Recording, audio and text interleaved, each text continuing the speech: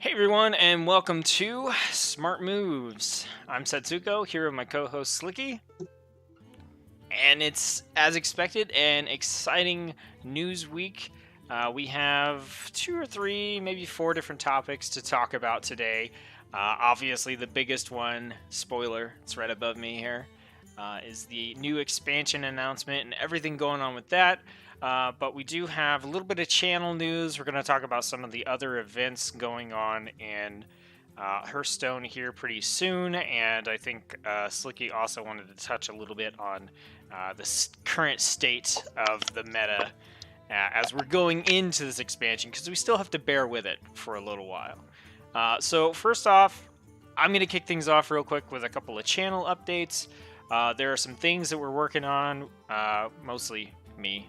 Slicky just he does the play research. I do all the tech work. So that's how we split things up. So I am currently, well, we're working on trying to get a more regularly scheduled time for the stream in general. That may mean that, I'm coming on solo to play for a little while until Slicky can show up, or, vice versa, maybe at some point in the future. But just kind of kicking off the stream around the same time every Friday whenever possible. I'm also looking at a few other streams to do, probably, by myself, unless Slicky wants to jump in on them on the channel to try to add some more content, have a little more, a couple more days where streams are going on. Additionally, we're looking to improve the quality of the stream, both our audio, our images, all that kind of good stuff. Will hopefully be coming up here in the relatively near future. So, also along with that, we have kind of gone over something between the two of us, where we're essentially going to break Smart Moves into seasons based around what typically happens in Hearthstone. So each season will have like 3 parts. The first part will be right after an expansion launches, where we focus on showcasing decks and things like we've been doing. And then after about 2 months or so, we're going to switch gears and probably participate in whatever event Blizzard has put on, much like the Taverns of Time or the, what was it? It was Hallows End or whatever it was called. They've been putting on an event about 2 to 2.5 months into every expansion. So we're going to focus on that event and also doing other streams like, maybe deck building challenges or co-op arenas and that kind of stuff. And then the final part would be the part we're in now for this stream, which is all the hype leading into the expansion, doing card reviews and previews and all that kind of good stuff until we get all the way up till when we start it all over again with deck showcases. So we'll have roughly 3 seasons per year, and that's kind of how they'll be broken down. So that is the channel news. Why don't we give Slicky the opportunity to talk a little bit about what's going on in the meta right now, his opinions on that, and then we will jump into the upcoming events, and then we'll roll into the expansion. So what's going on with the meta? It is volatile. It is so volatile, man. I was running a warrior deck for a while that it was doing really well because it has Warpath, whirlwind effects, Blood Razor, all that good stuff. Could just stomp these paladins, and against slower decks, I was just going face a lot. I had some spellstones in there. It was a really fun deck. And I went like 10-0 one day, and then the next day I went 0-10. It's pretty rough right now, and everything is just becoming this counters that, this counters that, this counters that, and then Druid is continuing its oppressive reign of, okay, well, here's the new thing that Druid's running now that crushes everything else. So there's a lot of that going on, a lot of things just changing really, really quickly. It's hard to get a foothold, but I mean, in general, Druid's a pretty safe bet. But I'm ready for some new stuff to come in because a lot of people talk about this. There's sort of a, it's like, it's so diverse right now that it's hard to kind of counterplay, which is what is it's really easiest for deck brewers, home brewers like us to counterplay. That's the best way to do it. Is you make a deck that counters the current meta, and then you play that, and then you win. But it's really tough to do that right now because the meta is changing very, very quickly. Which you would think 2 months into a meta it would be settled, but it's not. And the decks are just getting stronger, and they're changing constantly. So that's about how it is in the meta right now. Like, you're liable to go really well one day, and then the meta shifts. I think within 2 days, like, Odd Paladin went down like 5% play rate, which is like cutting it in half. And then Zulok went up about 5%. So it's really hard to bank on anything right now. Like, I was gonna hit Legend, and then I was like, okay, this just isn't happening unless I come up with something new. Okay. So yeah, I did hear about that, and I thought it was funny because like we're on the opposite side of the coin right now. Like, usually the meta's figured out, and you're like, everybody's playing the same 3 decks, and that's the complaint. And yeah, I did. I heard some various streamers and Hearthstone personalities out there talking about how well, there's so much diversity now that it's kind of a crapshoot whether your deck is going to win, lose, whether you counter something, whether you get countered. So it's interesting to see how we've kind of come all the way over. I will say that personally, even though I haven't been able to play a lot recently, I do think I would greatly prefer a variety of decks, over the same 3 getting played. Yeah. Well, you're mostly a wild player. Yeah, so I get a little more diversity anyway. Yeah, I feel like you get more diversity, but the decks don't change a lot in WoW because there are these really standard archetypes that a lot of people will play that they've been playing for years, like Mill Rogue or whatever. So even though it is more diverse, it's the same decks, and I don't know. It's got its own kind of set of problems, I guess. But ever since they changed the giant thing, I've heard it's a lot less oppressive and wild than it used to be. Okay, well, and that kind of leads into the tiny bit of news that we have for what's coming up here in the immediate future. We did get a patch in that added all these the minion type adjustments that were coming through. Giants changing to elementals and all that kind of good stuff. Along with that, this patch also added all the data because the what is it called? Is it the? I'm gonna get the exact name here. The Midsummer Festival is what it is. Yes. Is coming. It was confirmed by Blizzard Dev that is going to start on Monday, the 16th. 15th. Yeah, that sounds right. Somewhere around there. But it's going to start Monday, and this is like the event we had before, where your daily quests are going to award double gold. So make sure you have 3 quests going into this, if you can help it. Or 2, because you'll get 1. Yeah, 2, true. Yeah. But I assume there aren't going to be any special quests. I mean, doesn't Hearthstone like kind of back in, check all this stuff before it comes out? Yeah, I think one of the things that may or may not be confirmed is the fact that the Play a Friend quest, I believe it was removed during the last event, and it's probably going to be removed during this event, because otherwise it's 160 gold for both players, and can't be doing that. Oh, come on! So, yeah. So that kind of covers the things that we wanted to mention, because we obviously have way more interesting things to talk about, because when we were looking at that image last week of the hand holding the fruit and everything, we mentioned a couple things. One of them, I think I or you or both of us had talked about, is that maybe it is like a summer festival kind of thing, which, hey, Midsummer Festival, there you go. So prior to this, we were supposed to get that announcement like today or something, I think. Or no, yesterday. That was a different thing. Supposedly there's like a Hearthstone cafe or something opening in Rio de Janeiro or Brazil somewhere. So it only had to do with this one specific region. I don't know where someone found it that they thought it applied to everything, but no, it was only this all right, one. Cool. Well, we got totally thrown off. Yes. And everyone did. Let's be honest. Everybody did. Everybody was like, look at this picture. So, in spite of that, Blizzard on Tuesday, or I think At 5 a.m. on Tuesday. Yeah, they just were like, boom, and a shit ton of expansion stuff. Not in an announcement of an announcement. They gave us the announcement. They gave us a long-ass video. They showed us cards. They put up things on the website. They gave us the release date. Yes. So... Fine. No more of the speculation nonsense up until a week from. That was so annoying. I know. So...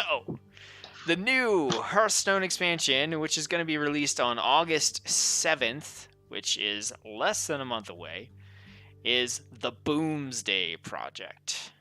And it is all about science. And I'm so excited about this. As I mentioned to you, it's like I missed Naxxramas, so I didn't have that tongue-in-cheek sort of horror theme going on. So I didn't know, I missed out on like my favorite kind of genre of stuff. And this time it's like a monster movie, and that's awesome to me. Yeah, and I've been around since before any of the expansions have come out. So I was there for GVG.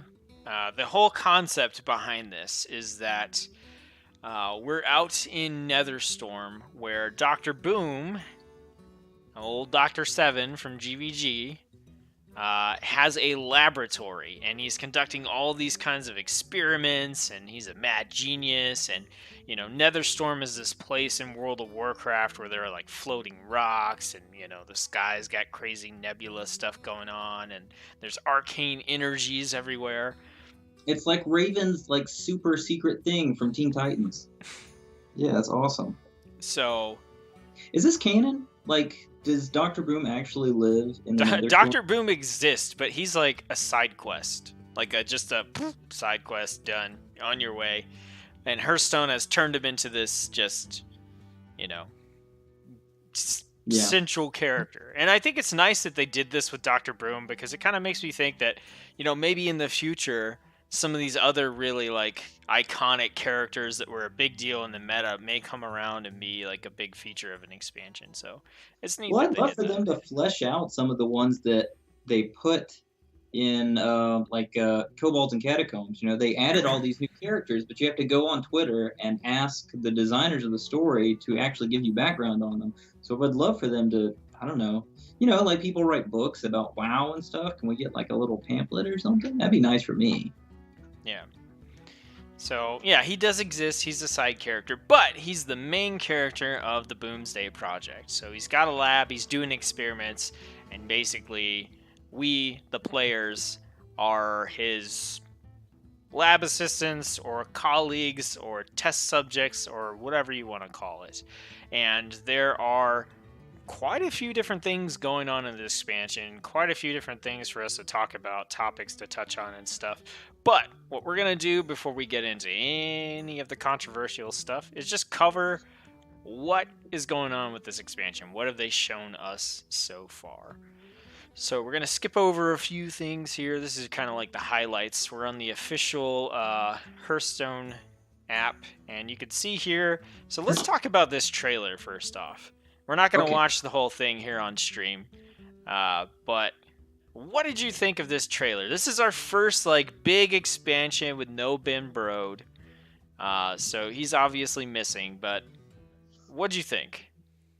I think the cheekiness was really cool. It was nice and cheesy, but when you get developers in that aren't actors, that are artists and game designers, they're not great. What's this guy's name? Like Dave Kosak or something?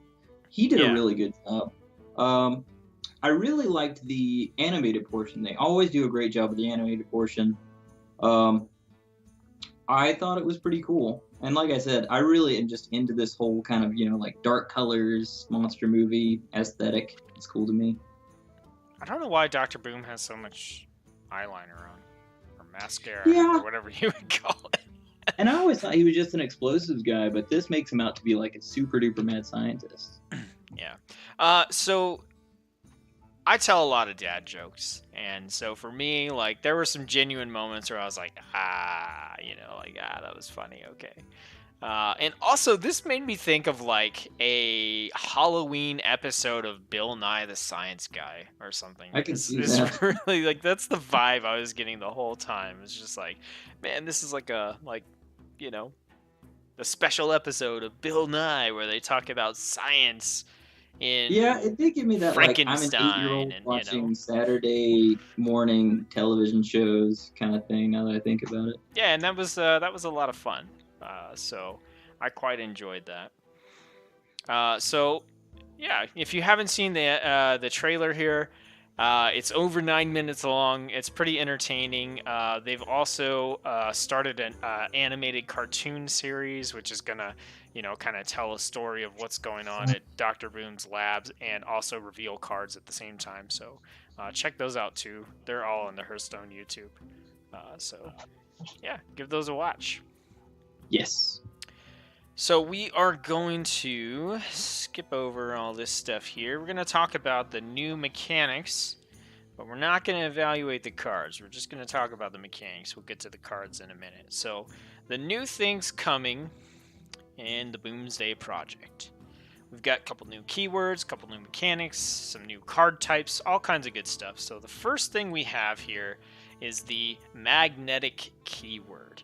And this is something that I'm really excited about because there are a lot of tribal mechanics out there.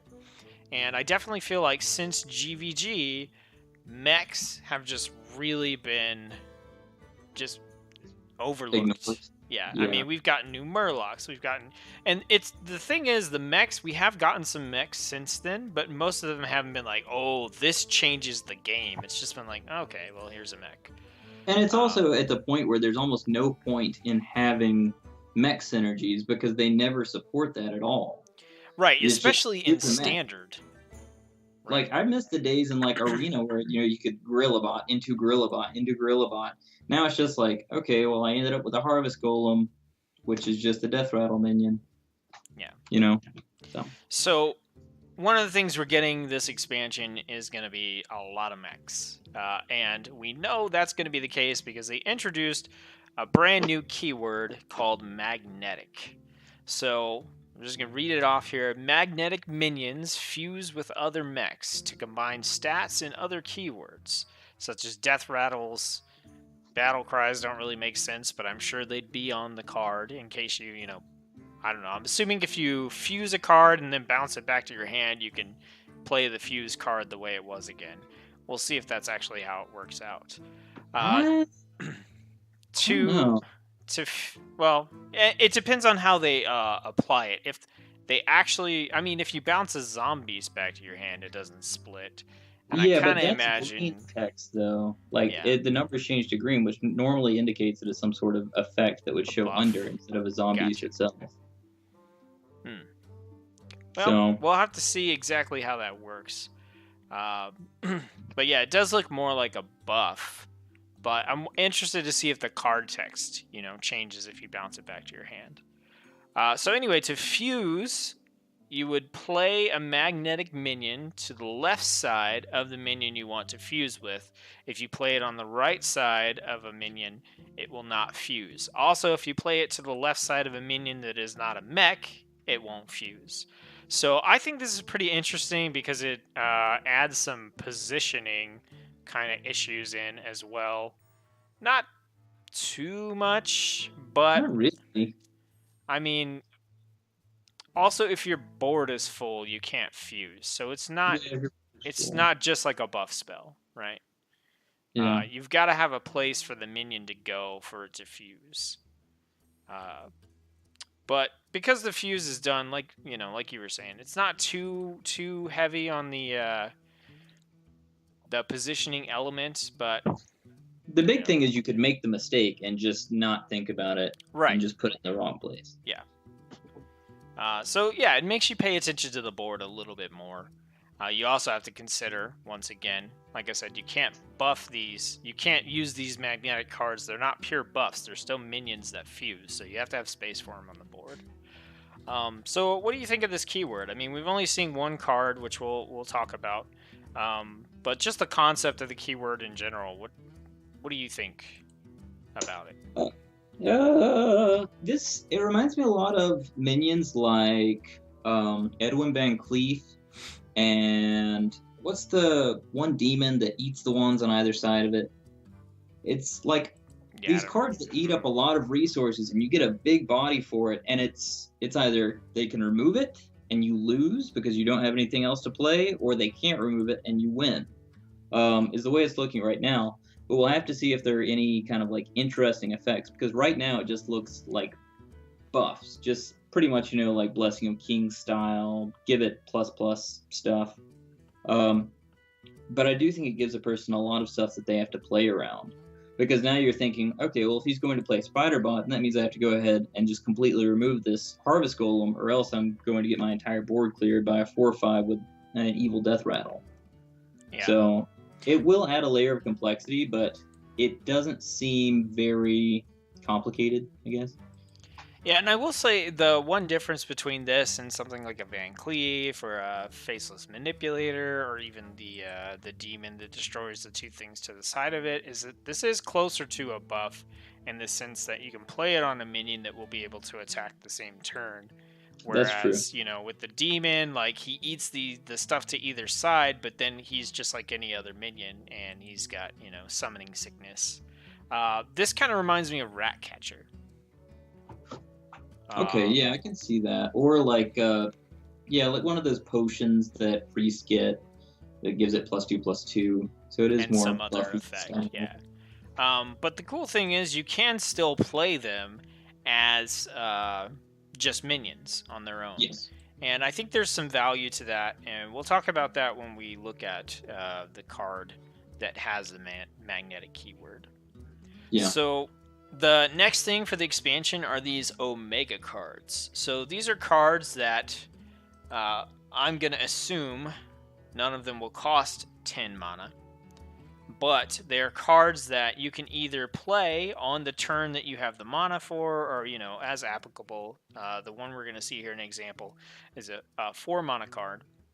And you can play it on turn 4, 5, 6, 7, 8, whatever you want. But with these Omega cards, if you wait until you have 10 mana crystals available, and then you play them, they still cost the same amount of mana that they did. So you just wait till you have 10 mana crystals, you play out this 4 mana card, and it gets a huge buff. We've only seen one of these so far. But what do you think of this concept of having these cards that, you essentially just have to wait until late game to be able to play them to get a huge benefit off of them, but they don't eat up your entire, 10 mana for that turn? Well, I think this is going to be one of those cards that a lot of people are going to underrate, because at first glance, it just doesn't seem that appealing. Like, would you actually want to wait until turn 10 to play this? But look at Branching Paths. Look at that 2/4 with Echo Taunt. I forget what it's called. Phantom Militia. Yeah. The versatility is what really drives these cards home.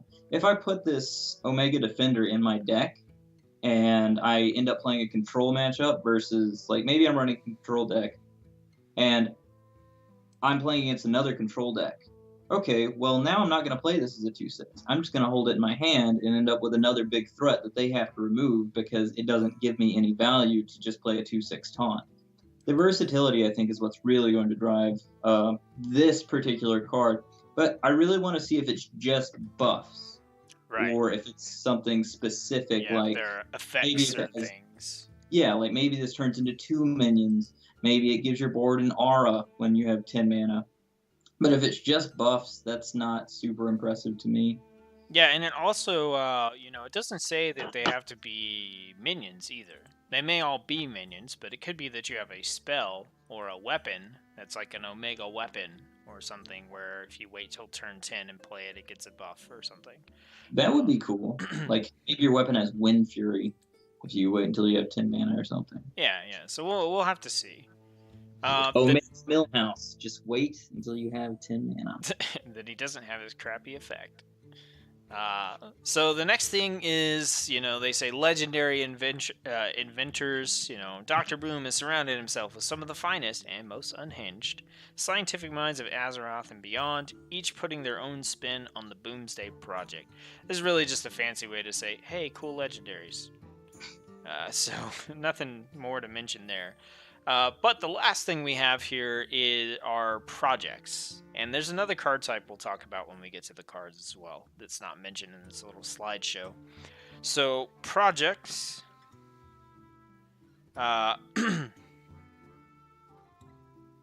Sorry, we got a random comment in Twitch.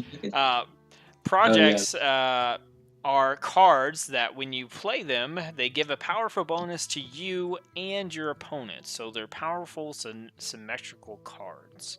And I think that, how good or bad these cards are is going to depend on what the bonus is and what class it's for. And I imagine that most of these projects are going to be class specific. And hopefully, for the most part, they kind of favor the class that would play them. Right. And I wonder if each class is going to have one of these. I'm curious about that. I think that may be the case. But yeah, we'll talk about that when we get to the cards.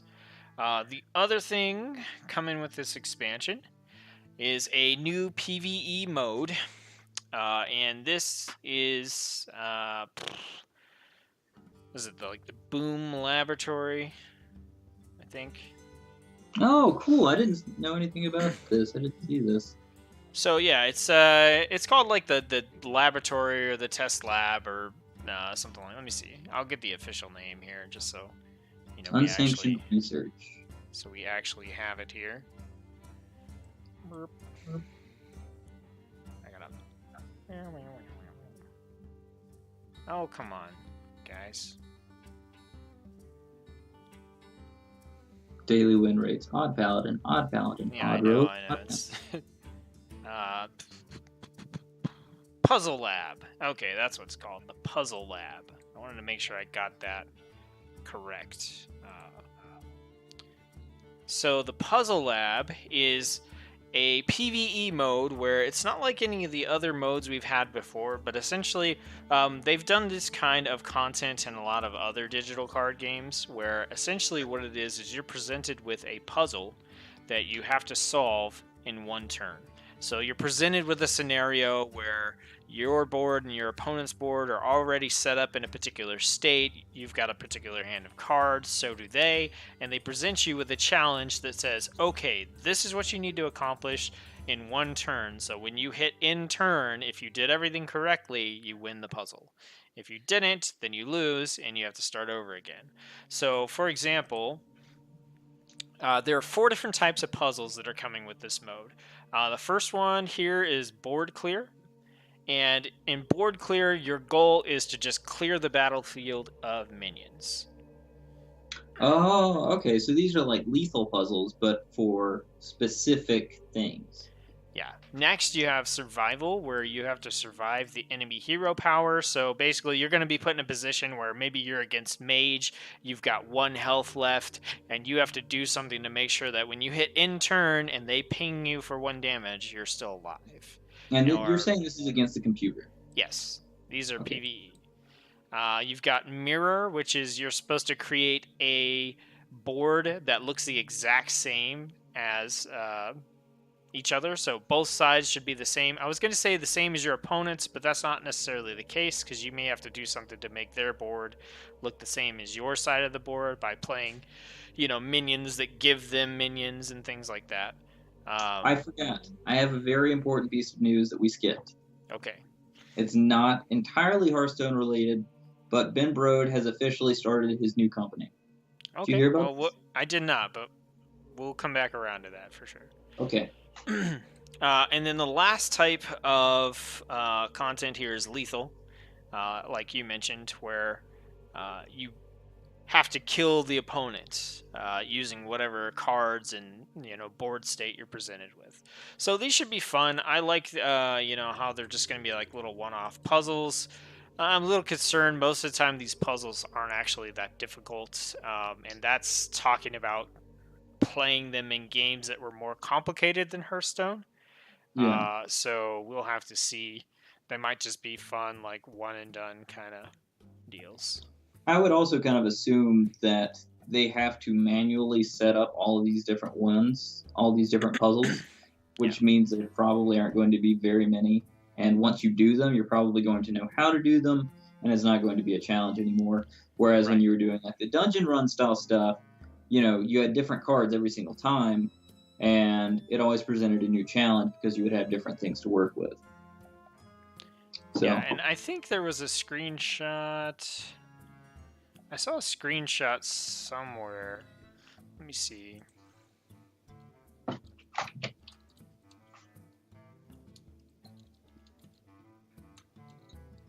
There was a screenshot of what the interface looked like for the puzzle lab. Oh, here we go. So yeah, here you can see how like there's kind of there's they've got it set up, kind of like the bosses of the other PvE content. So here's the lethal one, and you beat this guy, and then you can go to the next one, next one, next one, next one. However many they have for each one. It looks like there's going to be at least 5. It looks like 5-ish at least. yeah. But one of the great things about doing the adventures that way, though, is you always had the little chest, and you would hover your mouse over it, and it would be like, "This is the card you're gonna get." But now, we know we're not gonna get any cards from these. Yeah. Maybe a card back, but there is a card back, and we will see that. Let's see if it's on here. Yeah, it's not on here. There is a card back for doing the puzzle lab, though, so... let's go ahead and hop in, and we're going to talk about the cards that we've seen so far. So there are 6 cards, so we'll go in order of the stuff that we talked about initially, and then we'll cover the other ones. So the first card that we've got here is Spider Bomb. This is a hunter card with the magnetic magnetic keyword. So Spider Bomb is a 3-mana 2/2 mech, has magnetic, death rattle, destroy a random enemy minion. So just in case, to be clear about what magnetic will do, if you play this card to the right of a mech, it comes down as a 2/2 mech with a death rattle, destroy a random enemy minion. If you play it to the left of a mech, then it will fuse with that mech, give that mech +2/+2, and also give it death rattle, destroy a random enemy minion. So that's how the magnetic keyword works. And what I wanted to mention here is the merit in playing this as a minion on its own, because that is a pretty powerful death rattle in the right situation.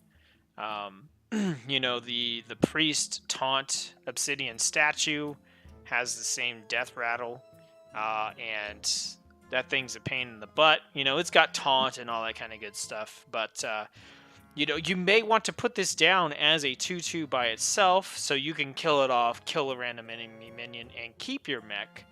But it may be that you want to fuse this with a mech that you have on board, so you get that immediate, I keep wanting to say tempo, that's not the initiative. You get that immediate initiative to use on board to maybe destroy one of their minions, and then also have that death rattle destroy the other minion. So one of the things you always have to worry about when you're using a card like this is knowing when certain things resolve. Because I always get confused, like, okay, let's say I play this on a 3/3 mech. So now it's a 5/5. So I try and trade with my opponent's Savannah Highmane. Okay, I kill his Savannah Highmane. He spawns 2 hyenas. Does the death rattle trigger before or after he spawns his hyenas? Would it be at the same time? Would it kill one of his hyenas? Do you know? Right. I don't know. That always messes with me with things like this. Because if it doesn't resolve right, you end up kind of wasting stuff. And honestly, sometimes it just is bugged and doesn't Right. resolve correctly anyway. Or the way that they intended it to. So it's hard to know sometimes, like with Lyra, where everything was random, and they're like, no, that's not intended, but it took them, however many months to actually change it. Or it was in the order you had played stuff, and they were like, no, that's not right, and then they changed it to be random or whatever. Counterspell beats this card. Right. So yeah, that's Spider Bomb. You know, we can't really evaluate these cards, you know, without seeing more cards than this. But the main thing is just taking a look at how the keywords are put into play. So the next one would be the Omega Defender. This uses that Omega keyword. So 4 mana 2/6 taunt, which isn't horrible. But it has a battle cry that if you have 10 mana crystals, it gains 10 attacks. So it becomes a 4 mana 12/6. Right. And it doesn't consume those 10 mana crystals. You still play it for 4, and you've got 6 left. Yeah. But yeah, just a plus 10 attack if you wait to play it. Yeah. For me, the And biggest I don't- implications of these cards, like this card is Arena. Like, are you kidding me? Yeah. I mean, it's definitely awesome because if your arena game goes to that point, then you are top decking and you really want something flexible like this. Yeah. So, but I don't advise, you know, generally just playing this, just waiting, you know, until you have 10 mana, because most of the time it's not going to be useful that way. It's just so when you end up top decking, you're not losing a lot of value by playing this weak little thing. Like if I'm down to top decking and I draw a Firefly, it feels terrible because I'm just going to play a 1/2 and my opponent will probably draw something better. But with this, you're kind of getting a good balance of both. Yeah. Yeah, and like I said, we'll have to see. I mean, I don't find this to be the most interesting one, but if they have weapons or spells or things like that that are Omega versions, that could be pretty cool, I think. And surely they will. Yeah. I mean, it seems kind of a waste to just do minions. Biology Project. So this is the project, the powerful boost for both you and your opponent. This one is for Druid. It's a 1 mana spell. Each player gains 2 mana crystals. Not empty mana crystals, but mana crystals. So, you know, if it's turn 1, you can play this, and you've got 2 mana crystals to use. But the next turn, your opponent will have, you know, 3 or 4, depending on whether they went first or second. I bet this is going to get nerfed to say empty mana crystals, because there are just too many implications. With everything else that Druid can do, especially in Wild, like, this does seem kind of insane. Yeah.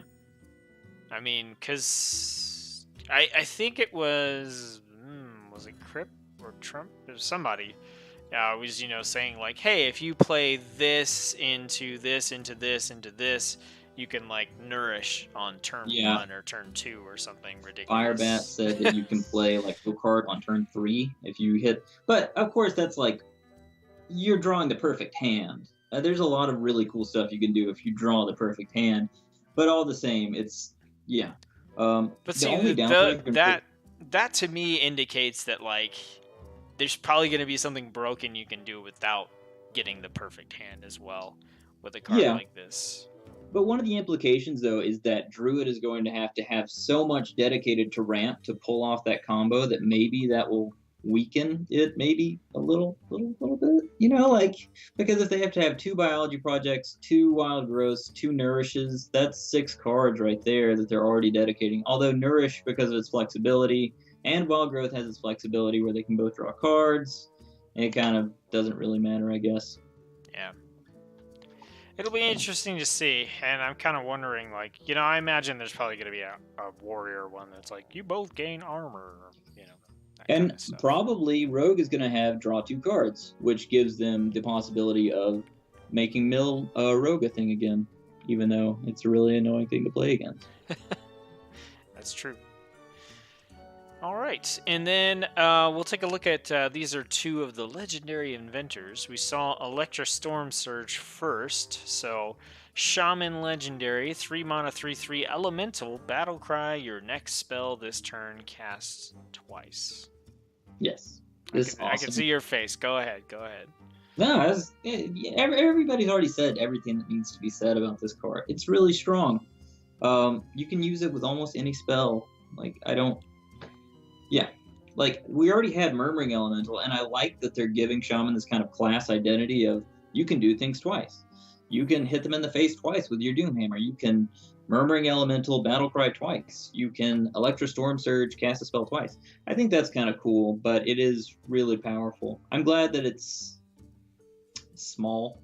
It's only a 3/3, but Does it even, yeah. like, does it prevent any, like, is there any shaman spell, I can't think off the top of my head, that costs more than 7?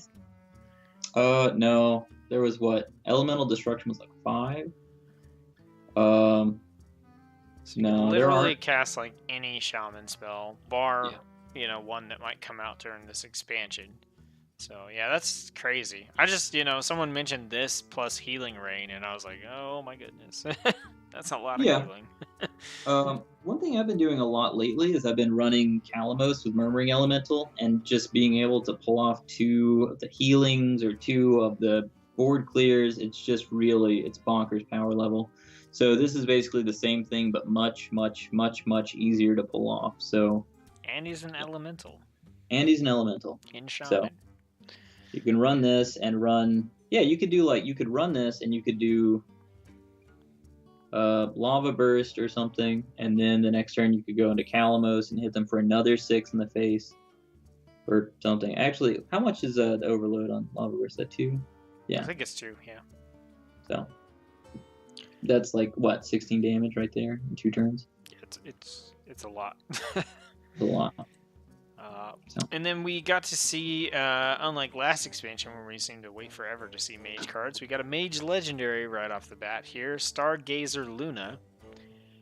This is a 3-mana 2/4 with the on-board effect. So after you play the rightmost card in your hand, draw a card.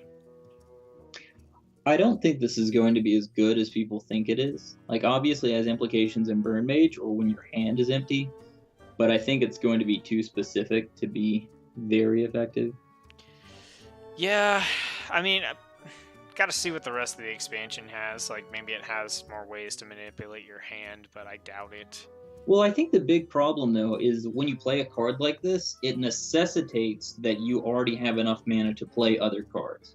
Right. And if you're playing like Burn Mage, then you're not going to get a lot of value out of this until like turn 8, at which point you should already be closing the game, more or less. So, yeah, and 3 mana, you could just play an Arcane Intellect. And just... Yeah. So we'll have to cards. see if anybody can find something cool to do with it. Maybe they can just do super duper cheap spells so you don't actually have to have a lot of mana, but I'm not sure. Yeah. And then we have one more card revealed, which goes over something they totally missed putting on their main page, and that is legendary spells. Now, we technically had legendary spells as quests, but they're saying this is the first time ever that there are legendary spells because they're not quests. Although Counterspell worked against quests, so... Right, and they count for everything as far as the spell goes. But this is the first time we're getting legendary quests or spells. And they did confirm that every class is getting one. So we've got the rogue one here. 5 mana. This is Myra's Unstable Element. Draw the rest of your deck. I remember Ben Brode said at one point in time, like, legendaries are supposed to be the most complicated cards to utilize. And in my experience, that's not normally true. Normally it's epics, but if they make all of the spells like this, then that might end up being true for this expansion, where you really have to design your deck a very specific way to get any value out of these cards. Yeah, I mean, I could see this being good.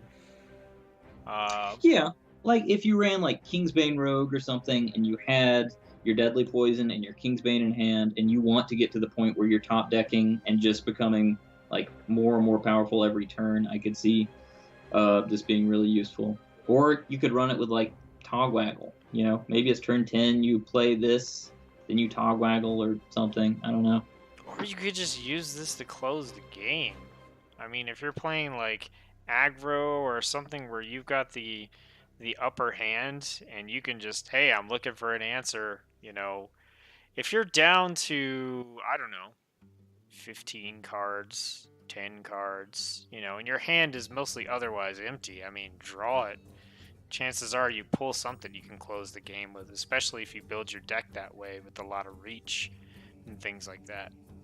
Yeah, that's definitely true. There's definitely a lot of arguments to be made for this, because if you think about it, by turn 5, you're already like 10 cards deep in your deck. So you're really only losing 10 cards if you completely empty out your hand by then. That's not really that big of a deal. Yeah, especially not if you're playing the sort of deck that wants to close the game early anyway.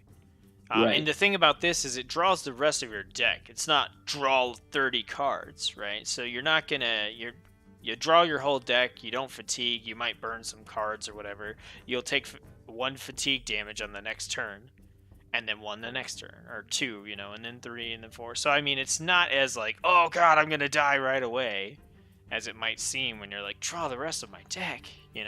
How many times have you been in a situation where it's like you've got 10 mana and you're just sitting there like, I need this one freaking card. I've got 1 card. You're top decking like. I'll have like 8 different card draw cards in my hand, and I won't draw any of them, and I'll be like, just give me a card draw card. Just give it to me. So yeah, something like this. First one, you like coin, prep, draw the rest of your deck, and then you lose, right? Yeah. You're like, damn it, I just needed Leroy, or whatever. Yeah. But yeah, the only worry is that somebody can actually deal with the cards that you draw, and otherwise you'll probably win. Yeah, I think this card's going to be pretty good. I think it'll be pretty good. Yes. Okay. Especially with the whole coin prep and all that kind of good stuff. So another card that got teased but not revealed is we did see that there was a teaser for a warrior hero card that was Dr. Boom. Yes, I saw that. We have no idea what he does. We're expecting him to cost 7 mana because... Did it say 7? We're expecting it to be 7. Like, if they made Dr. Boom not cost 7 mana, like that... Oh, yeah, you wouldn't that would just be horrible. Yeah, it's got to be Dr. 7. So we'll see what he does. It'll be interesting to see if he has, like, a mech synergy, or if they make him more... Yeah, I'm going to be interested to see if they make him fit the theme in the expansion, or keep him generic so he can be used in, a bunch of different things. I mean, I would assume that he makes boom bots, right? Isn't that what Dr. Boom does? Yeah, I mean, that would be... Yeah, like, create 2 1/1 boom bots, and then, yeah. 2 would be a lot. Even well, just 1 that's what he did. Or no, was it 3 of them? It was 2. And he had 1 on each side. 2, 1 on each side, yeah. So something else to talk about, a little bit of kind of expansion controversy that I wanted to give my opinion on, at least, is the pre-orders. Yes, pre-orders with an S. So this time around, for this expansion, Blizzard has put up 2 different pre-orders. And they come with different bonuses. I think those are back over here. So you can order the usual. I say the usual because it's what they've done the majority of expansions. $50 for 50 packs. You also get a golden legendary with the pre-purchase. You still get a class legendary for logging in during the expansion, as well as 3 packs. So you get a class legendary and 3 packs for logging in during the expansion. So this is strictly connected to the pre-order. You get 50 packs for $50, you get a golden legendary, and you get a Mechajiraxis card back. Additionally, you can choose instead to purchase an $80 Doomsday Project Mega Bundle, where you get 80 cards for $80. You get a golden legendary, you get the Mechajiraxis card back, and you also get the Mechajiraxis Warlock Hero. And they did confirm that you can actually purchase both of these, and you'll get 80 packs, 50 packs, for a total of 130. You'll get 2 golden legendary cards, the Mechajiraxis card back, and the Mechajiraxis Hero. So 2 different options. And you may or may not have an opinion on this, Slicky, but I've seen it like everywhere. People are losing their minds. A lot of people are like, I'm not going to pre-order until, we got 70 cards for $50 in the Witchwood expansion. And that was an exceptionally good deal. It was. And most people are up in arms saying, I'm not going to pre-order until that's the standard. A lot of people are complaining about Mecha Jiraxis being in an $80 bundle. A lot of people are calling it greedy, that you can do the double pre-order purchase. Just a lot of people are really complaining about how, this whole pre-order thing is going on. Right. And I've got some opinions on it. I think people are... entitled, are a little too entitled, and Well, I think the majority of these complaints are unjustified and just whiny bullshit for the most part. Okay. I'm not going to disagree with you because I do agree with you, but it's a give a mouse a cookie thing. They're like, they got 70 packs last time for $50. They want that again. But my opinion always just comes back to, don't complain, just don't buy it. If you don't want it, don't buy it. Next time, it'll probably be $70 again for the $50 bundle. Or 70 packs for the $50 thing. That's how businesses work. They see what you'll pay, and then that's how much they ask for it. If nobody gets Mecha Jiraxis, then next time it might be $70 for 80 packs, and Mecha, I don't know, whoever. So that's just my opinion. I don't want to say they're entitled. It's still 80 for 80, 50 for 50. I mean, it's the same deal. It's just asking you to pay more for the same amount relative to you. It's the same amount. They're getting more money, and they're not really spending anymore because it's digital. So they are seeing more of a profit, but you're still going to get the same amount of packs that you would have either. So it's just, do you have the money to pay for $80 worth of packs? It's not, we're charging you more per pack. It's the same deal. So I don't really see a problem with it. It's just some people can't or don't want to spend $80 on it right now. Yeah, and so for me, I think, people were, complaining about Blizzard being greedy. It's a business. Like, it's a free-to-play game, but they have to make money somehow. Their main way to do that is through the purchase of card packs. That's pretty much how every card game ever in the history of existence makes its money. Other card games, and this is the thing, people will talk about, this is way cheaper than Magic the Gathering. Then you have the counter argument of, well, yeah, but in Magic the Gathering, I get a physical collection that I can sell off later on and get some of my money back. It's like, yeah, well, Magic the Gathering doesn't do pre-order bonuses like this, where you can get a pack for $1, and honestly, the packs for those kind of games cost more than Hearthstone packs do, even though, you get a physical product, but it costs more in general. I'm always just going to come back to the idea, you should pay however much it's worth to you to play this game.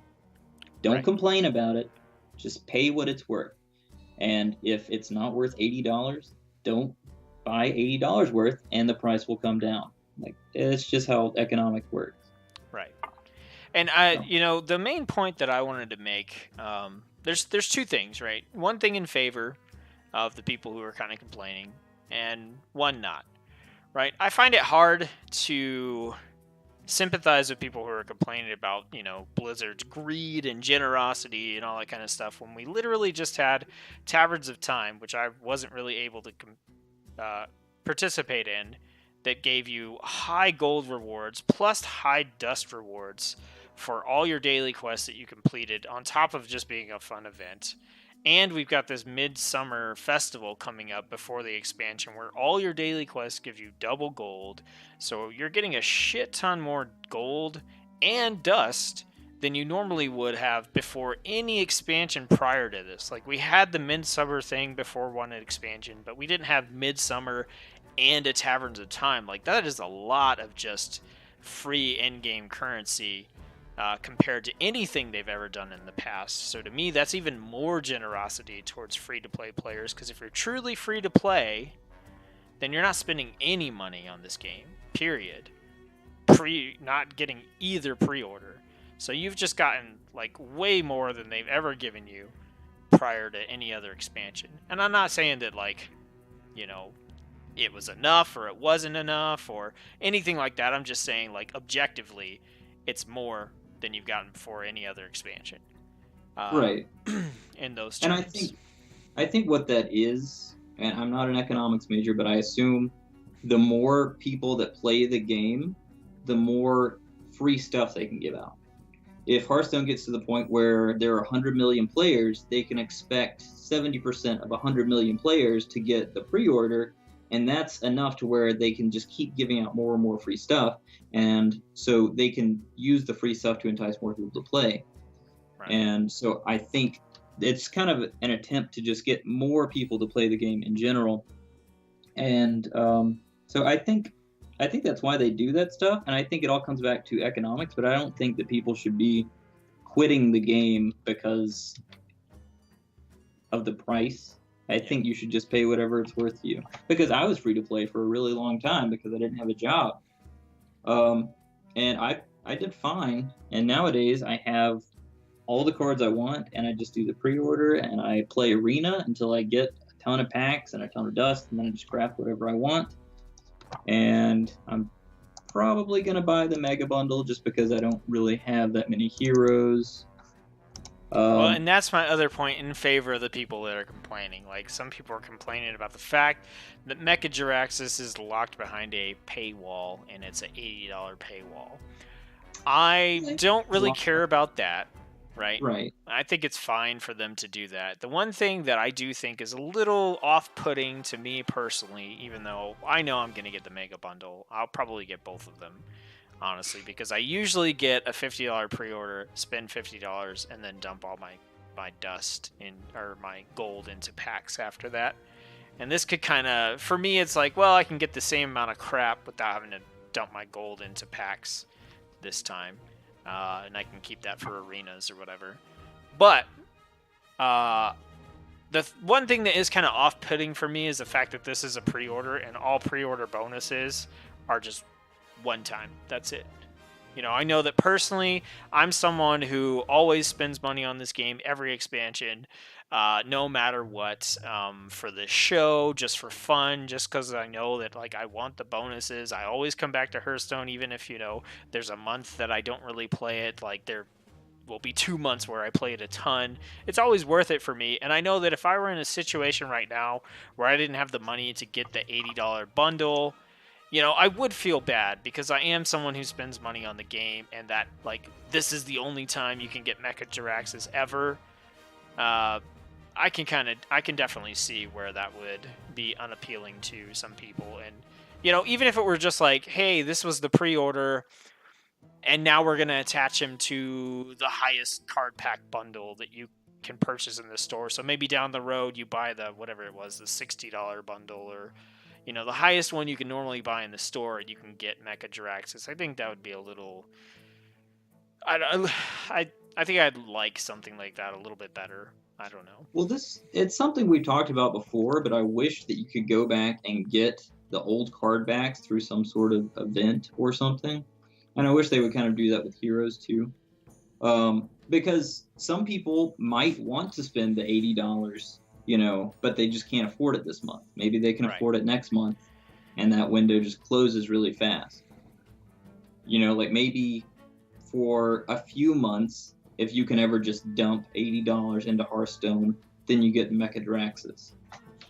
Right, yeah, so, I would like to see something like that. Even if they bumped it up to like $100, so that way if you did the pre-order and you got it right then, like, you know, you still have the bonus of kind of saving a little money on getting the hero. Plus you get to, one thing we didn't mention is you can start playing with Mecha Jiraxis like right now. if you Yes. pre-order this bundle. So you get to play with them before the expansion's even out. Maybe you only got to hit the $80 mark instead of a $100 mark. But yeah, just something like that. Since this is, something that is purely based on a pre-order, on a certain amount of money that you spend, because he's not in the $50 pre-order. Something like that in the future where it's like, because they do this in other Blizzard games as well, like Heroes of the Storm. Like if you buy something with real money, they always have a special mount you could get, and I think that would be a nice addition, because to me that's the only thing that's really up for debate about this. They always do, they've done $50, 50 card backs the majority of the time. Or 50 card packs with a card back the majority of the time. So that's nothing new. This is the only thing that's kind of changed. And I think Jirax's is the only kind of important thing in the bundle that would have like repercussions down the line. So Right. And I always buy their little bundles that they do. So I would end up buying 80 packs at some point. Like I bought, I think 6 of those. What was it? Like $7 or $8 for. Yeah, I couldn't afford any because, see, that's one of the circumstances where that was a nice bundle and I would have loved to have gotten that bundle. I couldn't afford it because I was buying a house. So if this had come along during that time, I think I would be, pretty upset over the fact that, like, okay, well, I just can never get Mecha Jiraxis, even though, if you look back, I've spent a ton of money on this game. Right. So... But yeah, I think that kind of wraps up what's going on with the expansion. Obviously, we haven't seen a whole bunch of it up till this point. I think we will see, let's see, more new cards will be revealed starting on July 23rd. They've already been showing off some of the cards, and we saw the mage card from the little animation. I imagine we'll see a couple more before July 23rd, and then we'll get our 2 weeks of card reveals and that kind of stuff going on around that time. So until then, these are the impressions of the expansion we have. I'm mostly just excited for the fact that there's going to be more mechs and more mech synergy, and that's something I've kind of been wanting for a while. So if I'm being honest... The theme for me is meh. But that's okay. That's how it is with some expansions. So yeah, and you can kind of see the mech synergies as kind of you can kind of see it as like support for Wild in a way, Anyways, the Broad thing. Yep. Just wanted to revisit that really quick. Yep. Yeah, he posted on Twitter, I think yesterday, that he has started his new gaming company called, I think, Second Dinner Studios. Yeah, Second Dinner. So, I don't know what he's going to make. I assume he's not going to try to compete with Hearthstone. But I am excited about it. So, just like to see him, doing something, because, I'll probably buy whatever he produces. It's just, I'm going to. So it just says new company, Second Dinner. So I'm going to assume that this is late night snacks for gamers. It says our new game studio. No. It says so excited to announce our new company. Right below that. Then it says new game studio. Okay, fine. That's not nearly as fun, though. Why'd you have to ruin it? I want late night snacks from Ben Brode. That would be cool. He comes on a bicycle. You put him in the microwave. Domino's before he worked. Yeah, he was a pizza guy. It would have been awesome. Guy. Every time you open the package, it's one of his wraps or something. That would be amazing.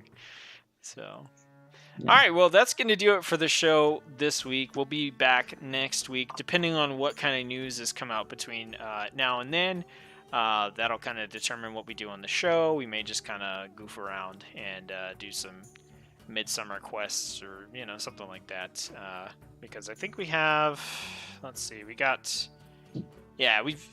after our show next week, that's when the card reveals will start coming in. So kind of just have a filler week there. But thanks for joining us on the show. And we look forward to seeing what other kind of cards and things are coming out of this expansion. Peace.